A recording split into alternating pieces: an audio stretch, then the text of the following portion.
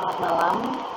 Pada kesempatan kali ini saya akan mempresentasikan asesmen UAS CPNK untuk mata kuliah perilaku konsumen. Untuk materinya sendiri adalah pengaruh kelompok pada perilaku konsumen, persepsi konsumen, learning memory dan product positioning, serta motivation, personality, dan emotion. Untuk materi yang pertama, pengaruh kelompok pada perilaku konsumen. Di sini kita akan mengenali pengaruh kelompok terhadap perilaku konsumen. Adanya upaya dalam mengenalkan produk suatu perusahaan kepada seluruh masyarakat dilakukan dengan melakukan pemasaran. Untuk tujuan pemasaran di sini sendiri adalah memenuhi dan melayani kebutuhan serta keinginan konsumen terhadap sasaran tersebut. Masalah daripada pemasaran sendiri ada 3.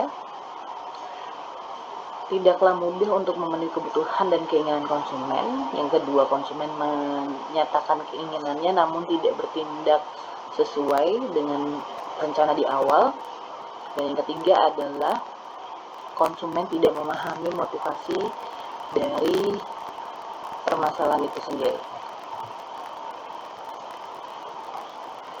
Upaya pemasaran mengenal pengaruh kelompok dalam perilaku konsumen. Jadi pemasaran diminta untuk dapat mempelajari keinginan, persepsi, dan perilaku belanja pelanggan sasaran mereka itu sendiri. Para pemasar dapat memahami para konsumen melalui pengalaman penjualan dari hari ke hari mereka, tetapi juga dilihat dari pertumbuhan perusahaannya dan juga pasar yang telah jauh banyak manajer pemasaran dari kontak langsung dengan para pelanggan. Jadi tidak hanya melalui periklanan saja, banyak manajer pemasaran juga melakukan kontak langsung seperti penyebaran kuesioner kepada para pelanggan. Dan faktor-faktor yang mempengaruhi perilaku pembeli antara lain adalah faktor budaya, sosial, pribadi, dan juga psikologis. Di sini kita diminta untuk kenali lebih dalam pengertian daripada kelompok. Kelompok adalah agar memberi pengertian yang jelas tentang kelompok, berikut ini diawali dengan proses pertumbuhan kelompok itu sendiri. Ada 2 para ahli, di mana W.H.Y. Sprott yang dimaksud dengan kelompok itu sendiri adalah sebagai beberapa yang bergaul satu dengan yang lainnya. Menurut Smith, kelompok adalah suatu unit yang terdapat beberapa individu yang mempunyai kemampuan untuk berbuat dengan kesatuan cara dan atas dasar kesatuan persepsi.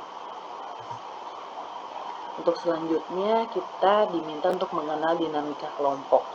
Dinamika di sini berarti tingkah laku warga yang satu secara langsung mempengaruhi warga yang lain secara timbal balik, jadi secara 2 arah. Di mana dinamika berarti adanya interaksi dan interdependensi antara anggota kelompok yang satu dengan anggota kelompok yang lain secara timbal balik dan anggota kelompok dengan kelompok secara keseluruhan. Keadaan ini dapat terjadi karena selama ada kelompok semangat, kelompok group spirit terus-menerus berada dalam kelompok itu. Oleh karena itu kelompok bersifat dinamis. Artinya setiap saat kelompok yang bersangkutan dapat berubah. Di sini kita bisa simpulkan dinamika kelompok itu sendiri berarti suatu kelompok yang teratur dari 2 individu atau lebih yang mempunyai hubungan psikologis secara jelas antara anggota yang satu dengan yang lain. Dengan kata lain, antar anggota kelompok mempunyai hubungan psikologis yang berlangsung dalam situasi yang dialami secara bersama-sama. Di sini selanjutnya kita akan mengklasifikasi dari kelompok itu sendiri menjadi 4 bagian, di mana kelompok primer versus kelompok sekunder. kelompok formal versus kelompok informal, kelompok besar versus kelompok kecil, kelompok yang mensyaratkan keanggotaan versus dengan kelompok simbolik. Kita akan menjelaskan satu persatu. Pengertian kelompok primer versus kelompok sekunder adalah kelompok primer di sini diartikan dengan kelompok sosial di mana hubungan antar anggotanya bersifat pribadi dan berlangsung lama. Anggota-anggota kelompok itu terikat oleh kesetiaan yang kuat dan biasanya mereka melakukan kegiatan bersama, menghabiskan waktu bersama, dan merasakan bahwa mereka saling mengenal satu dengan yang lain secara baik. Dan untuk kelompok sekunder di sini diartikan dengan kelompok sosial yang besar dan tidak bersifat pribadi berdasarkan atas kesukaan dan kegiatan yang sama. Hubungan kerap kali berlangsung singkat. Untuk selanjutnya, pengertian dari kelompok formal versus kelompok informal. Kelompok formal terdiri dari anggota kelompok yang berinteraksi menurut struktur yang baku. Kelompok informal terbentuk karena anggota-anggotanya mempunyai tujuan, pengalaman, kesukaan, dan kegiatan yang sama. Dalam kelompok informal tidak ada struktur maupun pembagian wewenang dan kekuasaan yang baku. Pengertian kelompok besar versus kelompok kecil.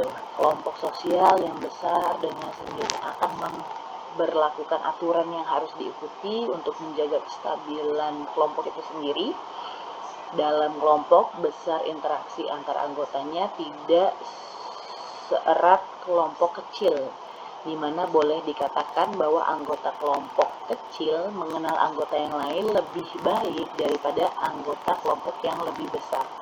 Seperti contoh untuk circle yang lebih kecil, kelompok sosial 1 dan 2 orang akan lebih saling mengenal dibanding dengan kelompok yang lebih daripada 5 orang. Pengertian kelompok yang mensyaratkan keanggotaan versus kelompok simbolik. Di sini seseorang harus memenuhi syarat-syarat tertentu untuk menjadi anggota dalam kelompok.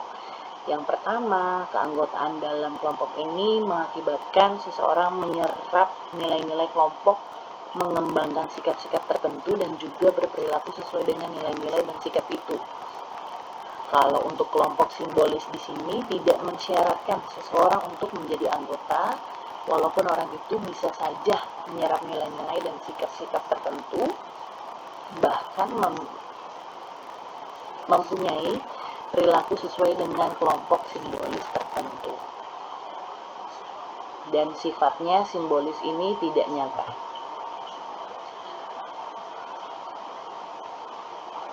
Menurut Ruth Benedict, persoalan dalam dinamika kelompok, untuk poin yang pertama adalah kohesi atau persatuan. Dalam persoalan kohesi akan dilihat tingkah laku anggota dalam kelompok, seperti proses pengelompokan, intensitas anggota, arah pilihan, nilai kelompok, dan sebagainya.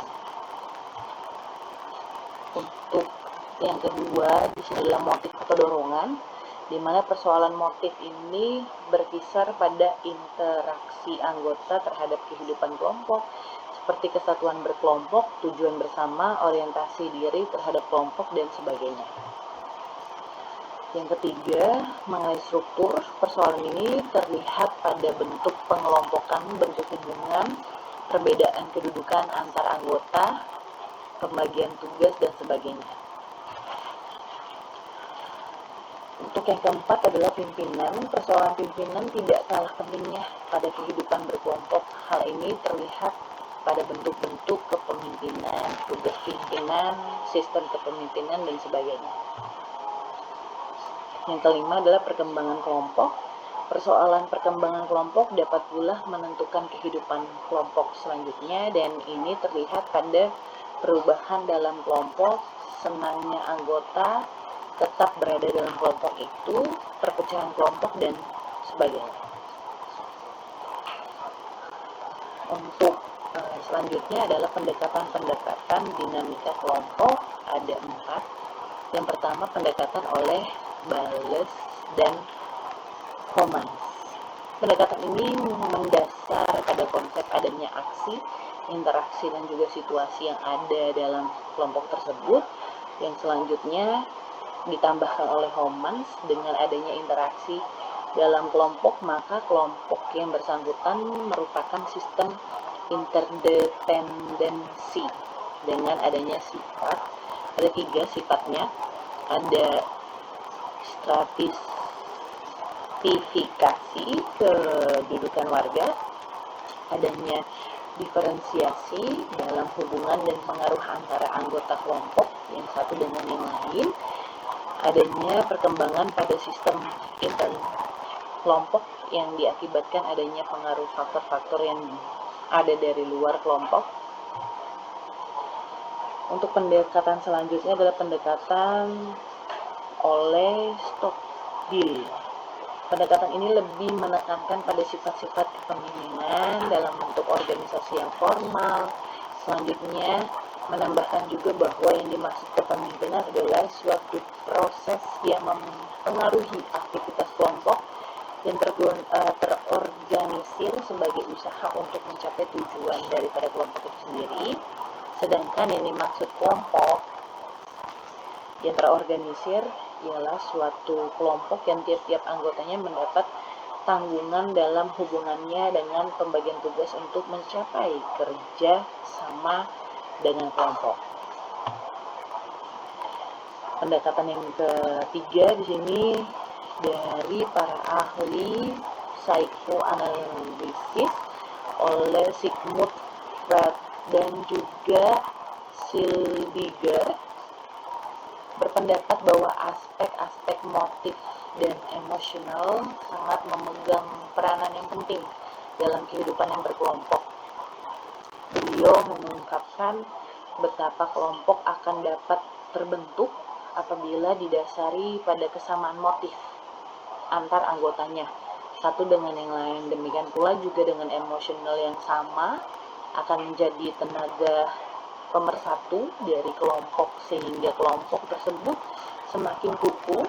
Sementara itu ada lagi yang lain berpendapat bahwa di dalam setiap kelompok perlu adanya kesatuan kelompok agar kelompok tersebut dapat bertahan lebih lama dan juga berkembang. Di sini pun juga mengungkapkan kesatuan kelompok hanya dapat diwujudkan apabila tiap-tiap kelompok melaksanakan identifikasi bersama antara anggota atau anggota yang lain.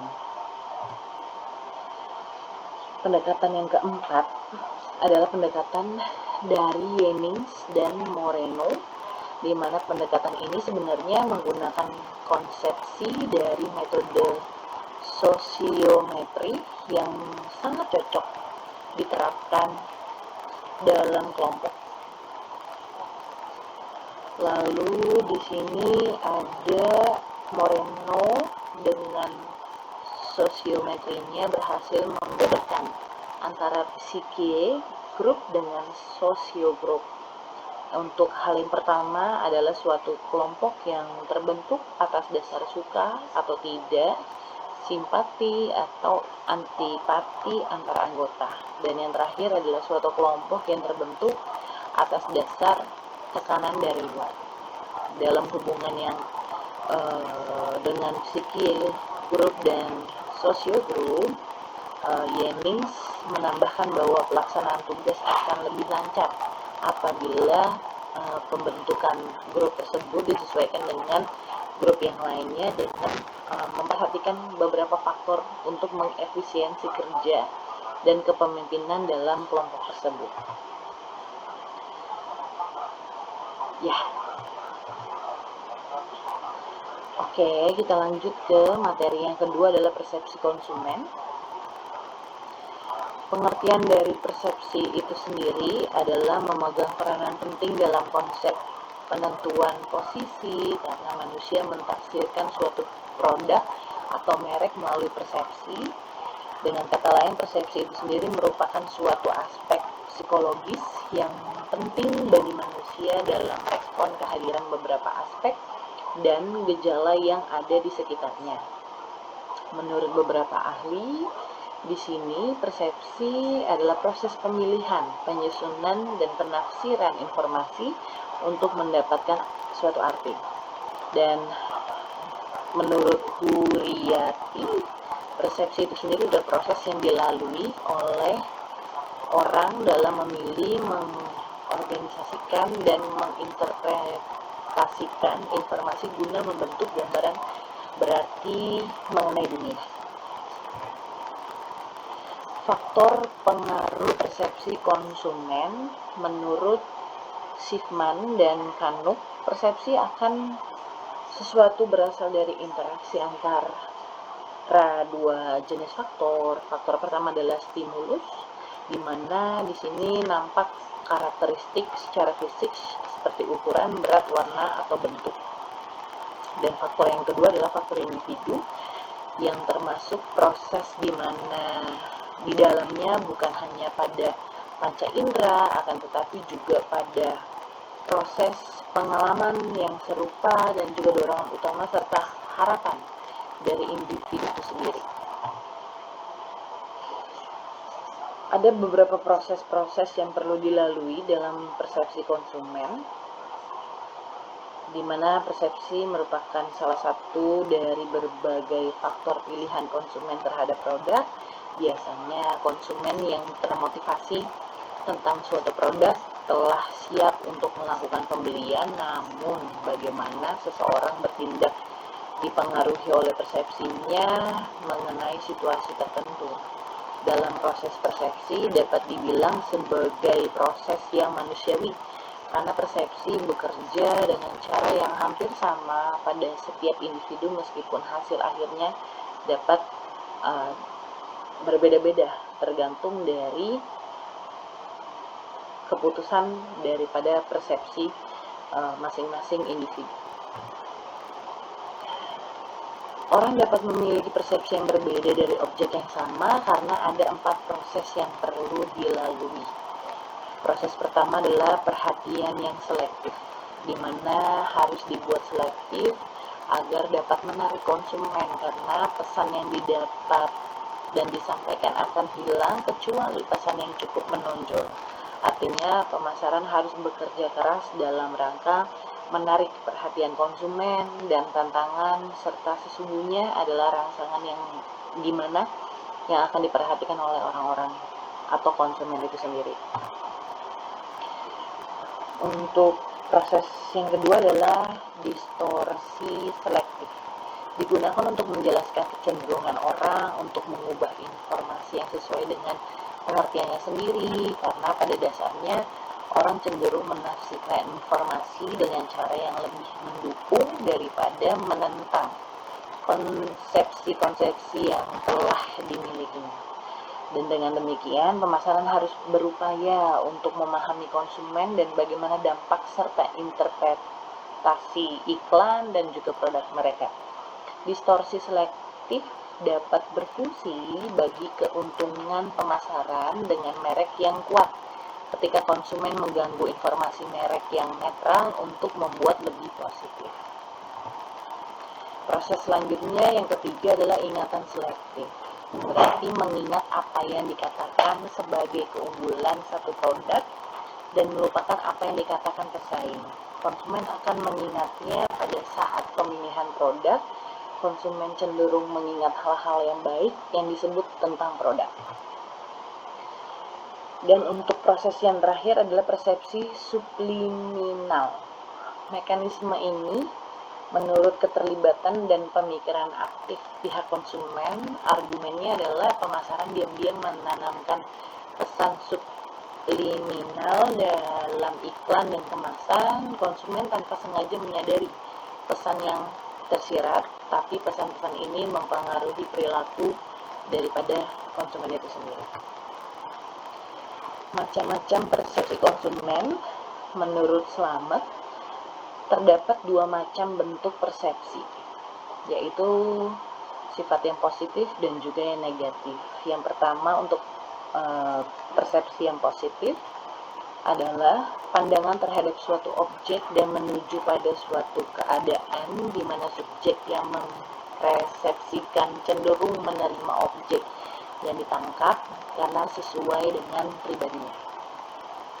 Untuk persepsi negatif adalah pandangan terhadap suatu objek dan menuju pada keadaan di mana subjek yang mempersepsi cenderung menolak objek yang ditangkap karena tidak sesuai dengan kepribadian.